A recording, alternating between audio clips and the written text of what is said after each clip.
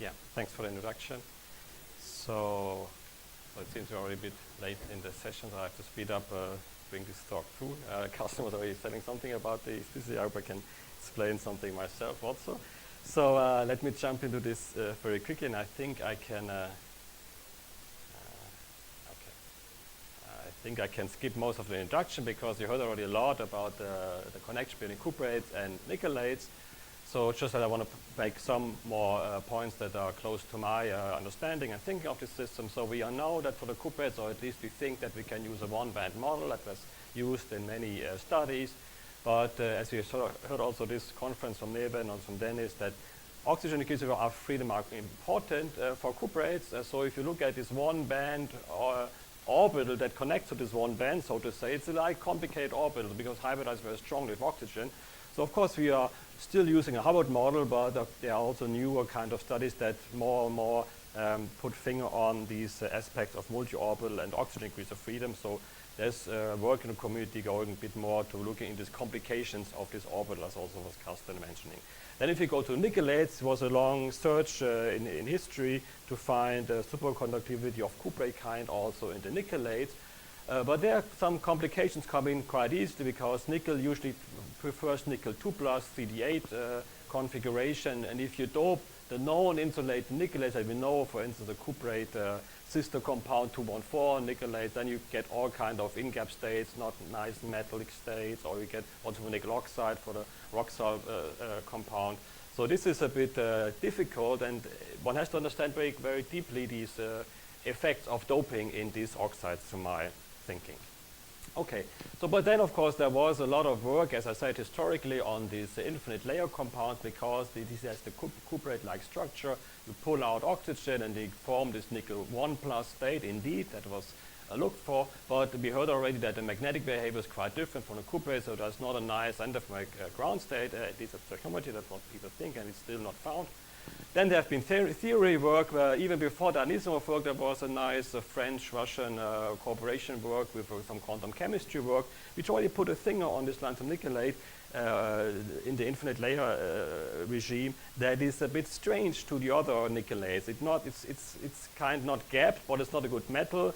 This was still kind of Hartree-Fock-like calculations, but still very nice in view already to these earlier times. Then there was this, as already mentioned, Anisimov work that put this into a cuprate context, but then there was the follow-up work by Lee and Pickett, who then claimed that there is, of course, this self-doping band that was highlighted there in this work, and also saying that nickel D-Z square takes on quite some importance in this compound, although still from a DFT+U static correlation scheme, but still saying that this nickel 1+ is maybe different to the cuprate analogon.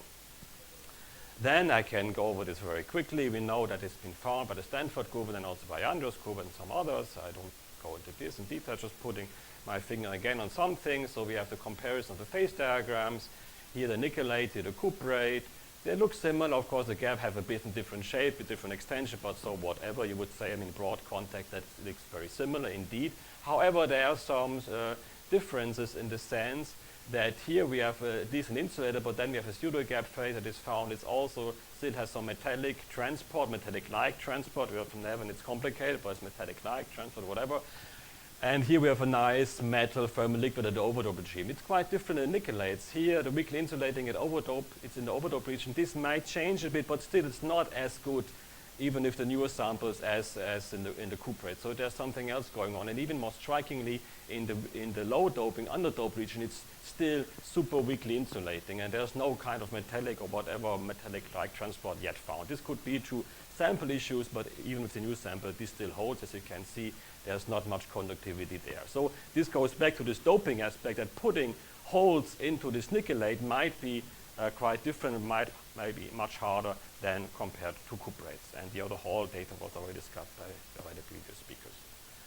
I also want to highlight the magnetic features. Again, I stated that the endothermic order has not been found. There's been indication of quasi-static endothermic order, spin glass behavior.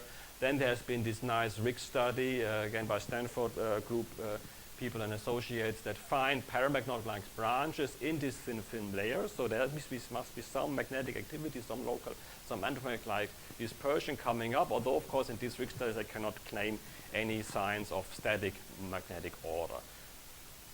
But still dispersion is nice, although the width is quite different, that is much more incoherent than to the cuprates. A very nice recent study from Jennifer Fowley, from the Driscoll's group, and Martin Suter from PSI and also Stanford. I think this is a very important work that they show that for all compounds, if you look at all compounds, stoichiometric or doped that we know are superconducting, there's still strong magnetic activity far away from paramagnetic region in the superconducting regime, meaning that there are still local moment and importantly on the nickel sublattice. This is not F magnetism. They claim really it's coming from nickel sublattice that has strong, not ordered, but short-range order spin class like whatever, but strong magnetic activity even in the superconducting dome. And that is, of course, very different to cuprates. Okay, so maybe I can skip that because I already told you that about this comparison. There we still lack single crystals for the nickelates, which is of course very, very bad because that would be a good thing to use much more techniques. The TCs of order of 10 may be different. Roughly stated, it's not quite clear what order parameter. Ayanda was saying that there are some issues that maybe T, D, or P wave. It's not quite clear. And I told you about these weakly insulating differences to the cuprates. So, of course, now I'm doing theory, so this is the busy political-like slide of all people working in this field. This is very heavy. We heard already a lot about it. Just let me go through it very quickly. The main concepts that are discussed are, of course, what Carsten was putting forward, that it's mainly cuprate-like, x minus y square. So many people are in this field that think that there might be some decoration, some issues that are not really cuprate-like are maybe coming from hydrogen incorporations or from defects, and this will be resolved in the future. Then there's this condo-based issue that people think it's condo-based. So Wu Zhengzhang thinks that it's a condo-like, heavy fermion-like coupling. There are not too many people in this group, but still it might have some relevance still, we have to see. Then there was early on the idea that it could be a oxide heterostructure effect, but that has been ruled out quite recently because there's not a two-deck formed at the interface, but rather a reconstruction to resolve the polar issue that comes from the nickelate. And then, of course, there's a large group that claims that there's multi-orbital physics. Many people are in this group, and myself, I'm also in this group, and just going to this kind of putting citations or quotes to this. So Carsten was saying it's like the Occam's race. We should use the simplest thing that is available. Wherever I can put another quote, we all know the Einstein quote: you should do things simple as possible, but not simpler. So if it's not that simple, maybe we have to go further. So let's look what is known, because known is, of course, the DFT comparison. So we all show that DFT is a converged theory, so we should agree on. I mean, there are some small things because different basis sets. Whatever DFT we should agree on. If we don't agree on DFT, of course, we have a problem. So let us compare this a little bit, because again, that's what we should all agree on.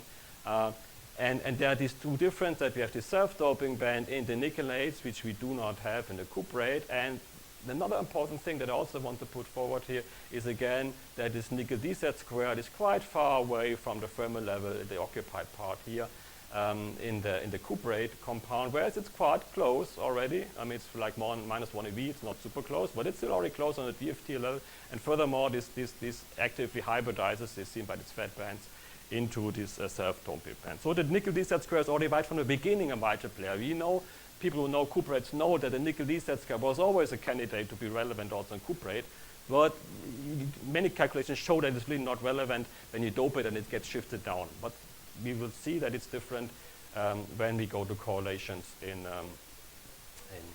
the nickelate. So we use DFT, DMFT. I don't have time to go into this in detail. It's a large machinery, but it still has some choices and some thinking in it. So it's not just a button pushing thing. So we have to do something to think of. And importantly, as also Carsten was already mentioning, the main difference between Carsten's calculation and my calculation is that I include correlations on oxygen. So I put some self-induction correction. Could use any other scheme maybe. That is just a matter of choice. It works very nicely because it also gives some band narrowing to the oxygens, and it shifts to oxygens. So because I think that is important, because the system is in these late transition metal oxides and it's not Hubbard-like, and we have to include this. And this is the main differences, and also the main difference in the results will come from that. So let us look at, so we use value of u equal to 10. I can explain many motivations, but one motivation is that I think it's not so important to have a very subtle calculation, because also this calculation suffers from the efficiencies that we have at the moment. So we use for nickel oxide, we use 10 eV, and we use the same 10 eV also for all other nickel compounds that we've looked on, and we have published that it really gives good results for the whole series of nickelates. So that is our U value that we take, and we have the SIG correlation with oxygen, and J is 1 if it's not so important. But the main result is that, as Carsten was already saying, that whereas the cuprate is strongly charge transfer-like with a very small charge transfer energy of 1 to 2, the nickelate is not, is like a more Hubbard thing. And this is severe because now all the transport is mainly affected by this. We know Mott Hubbard system from the early transition metal oxides, where we have T2G systems, which are multi-orbital already. And that is fine. You put hole in, and the T2G do not hybridize super strong with the oxygens. Anyway, they are threefold. So there is the hole can propagate in this 2T2G for the earlier transition metal oxides if they're correlated or if they're also Mott insulating. However, it's quite different for the late transition metal oxides, where we have this kind of architecture where there's a direct hopping path across the oxygen in the EG system of late transition metal oxide. Because you want to put holes in there, the hole has to jump somewhere. It likes it because of Heisenberg principle, but it cannot easily jump to the oxygen as in cuprates and nickelates, so the transport will be blocked more easily in these cuprates, in this nickelates. So the hole likes to go somewhere else, and what is there? As you have seen, the nickel d z square is there, is closer. So that will be the story, but the bottom line is this simplistic kind of arguing that I just put forward. So this is a busy slide, but we did the calculation with cuprate, so overdope regime, and we see this sunrise-like thing. So the greenish thing, the quasi-particle is composed of two kinds of nickel D and oxygen. Both have the same contribution, whereas it's quite different for the same level of doping for the nickelate. And that is understandable because, as we said, it's not charge transfer-like, it's more Hubbard-like. So the oxygen has contribution, of course. It's not black and white, but it doesn't have a large contribution.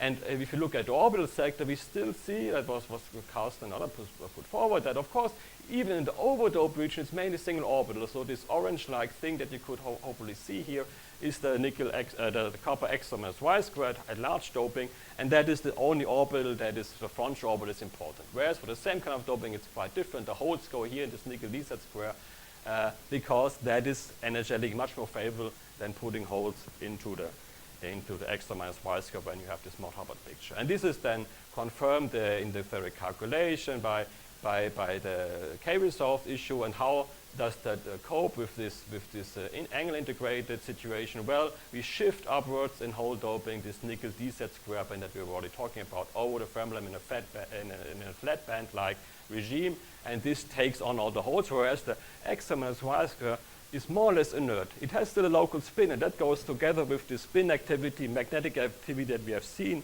in the experiment. It doesn't really like to get hole. It's more or less inert and remains a localized spin, more or less. And so how can we connect to spectroscopy? There have been early EELS experiments on this, which also said, okay, the holes do not go very likely to oxygen, but they're very, very careful, of course, because they couldn't say so much in that, but it's not likely if they go to they said it's going to some other, maybe non-X minus Y, but it's not clear because they can't resolve at the moment. Then there's been this only ever photo emission at the moment available. Carsten already mentioned it, and Carsten had this nice fit to experiment, so I also have a nice fit to experiment, and you can then decide which one you like more, which is more relevant to your understanding. So this was the photo emission from the Stanford group of CX Shen, only angle integrated for praseodymium, and let's look only at the stoichiometric kind here. This orange curve, you see the peak is at -2 of the nickel D, and then we have the oxygen peak at -5, -6. And that was in 2022, and my calculation was at 2020. So that is the comparison. I took over this curve. I just looked for the height of the peak, but then I put over the curves. So the red curve is DFT plus SIG DMFT with the correlation with oxygen. The blue one is the pure DFT DMFT with the same U. And you see the comparisons rather nice. So again, this red curve is the prediction 2 years earlier, and that is the measurement. And you see the peaks perfectly more or less agree with each other. As Carsten was already putting out, if you now go to the doped regime, that doesn't match so nicely anymore. So then we would have claimed victory and said, whoa, we have the story. But for some reason, this doped curve looks a bit strange because you have 20% holes, and there's not much shifting in it. It's not quite clear how that even goes along with the hole counting. So there's something maybe missing, or more work has to be done, both maybe on theory and also on the experimental side. But again, this is the first one, and that we desperately need more spectroscopy. So if anyone is here does it himself or herself, or knows somebody who's doing it, that is, I think, super important to have more spectroscopy, photo emission. Even angle-integrated photo emission would be already very good, just to compare. So then we do, from this basic picture, let me speed up, we do a minimal modeling. We take out these 3 contributions that we think are important, the nickel extra minus y square, of course, the nickel d z square, and some self-doping band that is always there, at least at the geometry. We do an effective 3-band modeling with some simpler than DMFT scheme, and we get the same picture. Again, here's, we just discussed this curve. So with doping, this is hole doping to the right. You see this nickel d z square catches a lot of holes. The occupation goes down, very eagerly catches the holes, as we have seen in the full-fledged calculation, whereas the nickel d z square remains more or less half-filled, more or less inert. It doesn't want to have, the nickel extra doesn't want to have more than many holes, at least not in that regime. Then we plugged in this kind of, we teamed up with Andreas Kreiser, and we plugged in this kind of dispersion into his machinery of doing RPA, susceptibility, spin fluctuations, and this is a similar curve as Carsten was showing. Here's our comparison. It looks a little bit better, I have to say, at the moment than Carsten's one, but that could be an accident also of RPA or whatever. It was a bit more simple than what Carsten does, but the agreement, at least again, also on this level is rather fine. Then we looked with these RPA spin fluctuations, we looked for the instabilities of a superconducting kind. And interestingly, it strongly depends on the renormalization within the RPA. You know, in RPA, you need some renormalization, again, the RPA renormalization. And if we weakly renormalize within RPA, we get the same extra minus y square instability, even if with this flat band incorporated. However, this switches with this correlation parameter. You see, this is the leading order of extra minus y square kind, but then it's popping up two different instabilities, triplet-like and S plus minus-like. And triplet-like, that would go along with Ariando's finding, that indeed there could be some triplet instability that could connect to this flat band, which maybe more tries ferromagnetic spin tendencies, and that is maybe more closer to a triplet instability. However, we think that with an RPA, it's hard to decide. Again, also triplet needs usually more vertex corrections, which are of course not included in RPA. So we, in this work, we still favor the S plus minus, which would also be nodal in our case. Okay, so this is the very quick summary on the infinite layer ones, kind of this phase diagram. So that interesting, there are various regimes coming up with doping in our calculations, and that as stoichiometry, there's still a condo-like feature. We had this upturn that was also mentioned by Ariando. I didn't talk about this now because it's a bit more involved, but we see like a condo effect of this mod insulating extra minus y square band, which we have seen is rather mod insulating at stoichiometry. Sorry about this. So, but then we have this flat band picture when we go to the superconducting region, and then we have even more some mod Hund physics in this weakly insulating, and we could explain this weakly insulating behavior is seen in the overt region by these Hund-like correlations of this two orbital kind of this flat band coming up and the extra minus y square spin. So that is a different regime. So you could say this is like a bit Nick-type kind of. This is a bit more cuprate kind of, although not supercharged transfer. And they meet in between with this flat band scenario, giving rise to the superconductivity. If I have a few more minutes, I can also extend a bit to this multi-layer compound. So this was already put forward. If we go to the multi-layers, which can be more easily produced in experiment, if we raise the number of layers, we come from the overdoped region and enter the superconducting dome via more and more layers. And we did calculations on this. Maybe let me skip this, which is for the 3-layer compound, which is a bit of different physics, but maybe on my last slide, just to conclude that in more or less in good time, look in this 5-layer compound with the same machinery, and the main message here that we again see this nickel DZ square like flat band. We have some extra minus y square dispersions, but they are far from the arc-like structure as we know from cuprates. So again, we have a shifting through of this nickel DZ square, and that is really translating well to the infinite layer kind, whereas for the 3-layer compound, very quickly just to get a story for the 3-layer compound, this flat band is above because we're already much more in the overdoped region, whereas for the 5-layer, it's right at the Fermi level, and this triggers then also the superconducting instability. But the coherence scale is much lower. Also with temperature, you have to go to super low temperatures from the BMFT sense point of view to get coherence, and this maybe goes along also with this high fluctuation regime in the 5-layer compound from Julia Mundi's group. But again, all this field is still at its infancy, I would say. Much has to be done, and there's some controversy, as we have learned, between Carsten and myself and also other people, but I think it's not bad, it's good. Because it pushes the field forward and it motivates people more to do something. Everybody would agree that would be maybe too simple right away. So that is nice, and we have just to see. And we also see that different theories give very good agreement in some parts, and maybe worse agreement in other parts. And this is also from cuprates. I mean, some theories give super agreement for some measurements and completely fail for other measurements, and vice versa. And we just have to select out and find if there's a common concept that one theory can cover all. And we also have to be careful if we have super good agreement, like in my case with this photo emission, or in Carsten's case with the dome, just from one experiment or from one probe claiming that this is now the perfect theory. Because there could be accidental agreements which could lead you in the wrong track. So with this, I would like to finish and open for questions. Thank you.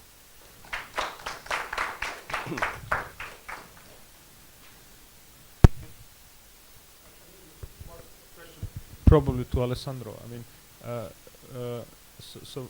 since these thin films exist, why is the problem to make ARPES on them or spectroscopy?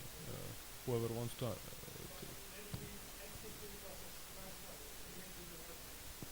I know, but this is kind of feasible in many other cases. And the interest is big. You have this also suitcases, with ultra high vacuum and stuff like this.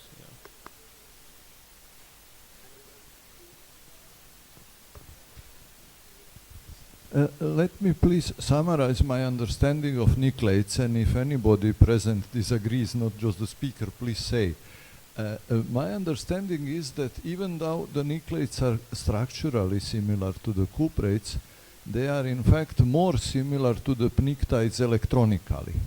And the main reason for that similarity is that there is the oxygen ligands are much more passive in the nickelates than in the cuprates. So it is similar to the situation in the pnictides where the metallic conduction occurs directly from iron to iron, and the phosphorus ligands are passive. Okay.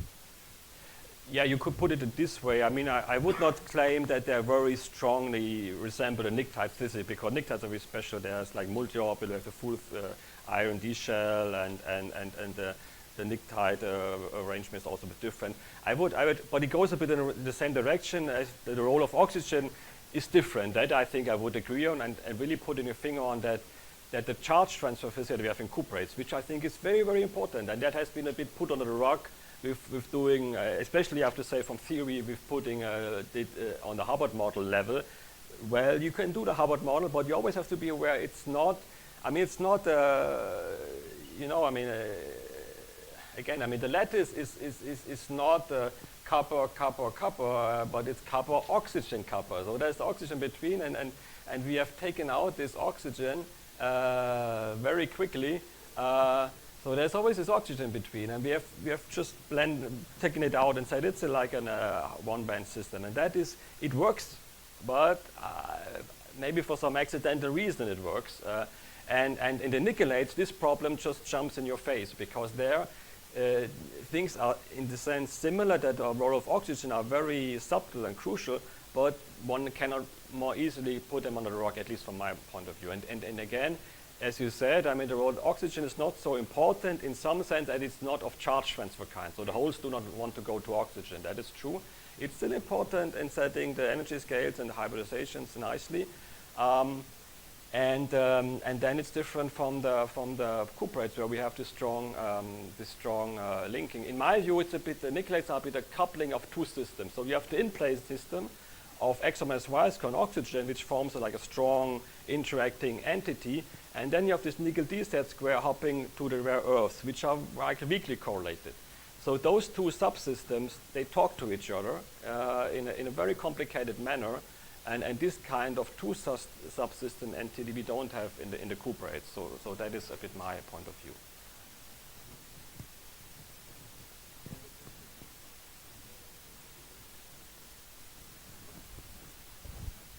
The mass announcement of 25 is for that this is square band. Oh, there's 20. Well, this was for the okay. You want to go to your last slide. You had like M star over M. That was 25. for the 3-layer compound. So that I skipped. Yeah. So this is for a the bit 5-layer was. No, this was for the 3. Yeah, but it's for the 5-layer. Yeah. So this is the issue that comes out.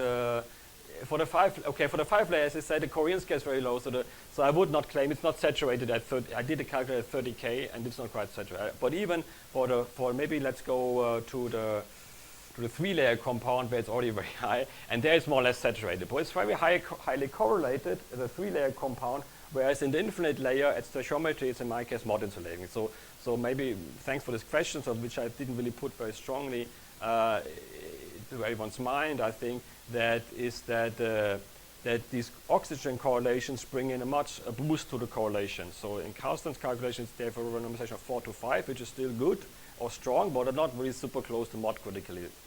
Whereas in my calculation, you're close to mod criticality for X minus Y square. And this translates then to this other layer compounds. And there has been photo emission on this system from the Dan Dessar group, and they see from photo emission a value of 5, which is still large, I think, from other DFT, DMFT calculations. But then I would claim, if you look at specific heat in a related paper, this may be a longer discussion, we can discuss this afterwards, but there are specific heat measurements, and if you look at this gamma coefficient of specific heat for this compound, it's way larger than this 5, really going to this modest to this 14, 12. So there's still an ongoing thing. Again, we need more spectroscopy. There's not yet photo emission on the 5-layer compound, but in my calculation, it's even more strongly correlated, but not fully coherent yet. But I think this is the main thing. I mean, all these transport measurements that we have are very nice and beautiful, and also these thinkings of which kind of order parameter. I mean, it's all very important, but I think it would be very good to first understand the normal state. Is it one orbital or is it more orbital? That would be, if we have settled this, we can go on with all these more detailed things, and I think that is very important. Typically, this kind of discrepancy between specific heat and ARPES means multi-orbital. Typically, specific heat is very sensitive to what happens at exactly at the Fermi level, where ARPES, these factors in ARPES are so we have this mix. We have this mix in of this nickel DZ square, although the whole this flat band is out above, but we have a mixing of this nickel DZ square. So they focus. They don't see this in ARPES. I talked with Dan Dessau in a long time, but it's ongoing work, so to say. Yeah, I don't want to judge experimental. Okay.